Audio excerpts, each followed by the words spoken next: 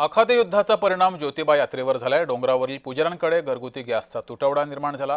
पुजाऱ्यांच्या घरोघरी त्यानंतर चुली पेटवल्या गेल्या। भाविकांना प्रसाद देण्यासाठी पुजाऱ्यांकडून हे प्रयत्न केले गेले। या पुजाऱ्यांशी बातचीत केली आहे आमचे प्रतिनिधी अमरसिंह पाटील यांनी। पाहूया।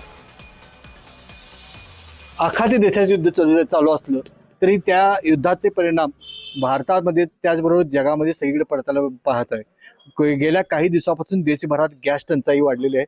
आता मी आहे कोल्हापुराच्या चैत्र यात्रेची सुरुवात झालेली ज्योतिबा डोंगरावर, आणि ज्योतिबा डोंगरावर आता सरळ सरळ चुली पेटवल्या आहेत, आणि चुली पेटवून काय आपला स्वयंपाक करत असतील, पाणी तापवत असतील।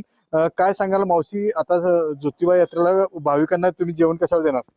चुलीवर देणार। आता भात आमटीच करायला पाहिजे, गॅस मिळत नाही। आणि ज्योतिबाचा प्रसाद पुरणपोळ्या ना? पुरणपोळीच आहे, तर आता काय करणार, भात आमटीच घालायला पाहिजे। गॅस नाही म्हणलं काही इलाज नाही तिथं। तुम्हाला गॅस कधी देणार म्हणून सांगितलं होतं? त्या यात्रा झाल्यानंतर देणार म्हणून सांगितले। यात्रेत मिळणार नाही गॅस? यात्रेत मिळणार नाही। काही भाविक पण आहेत।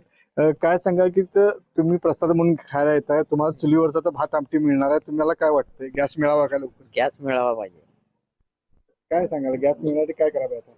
गॅस पिंडी द्यायसारखं द्यायलाच पाहिजे। गॅस 1-2 टाकी तरी द्यायलाच पाहिजे।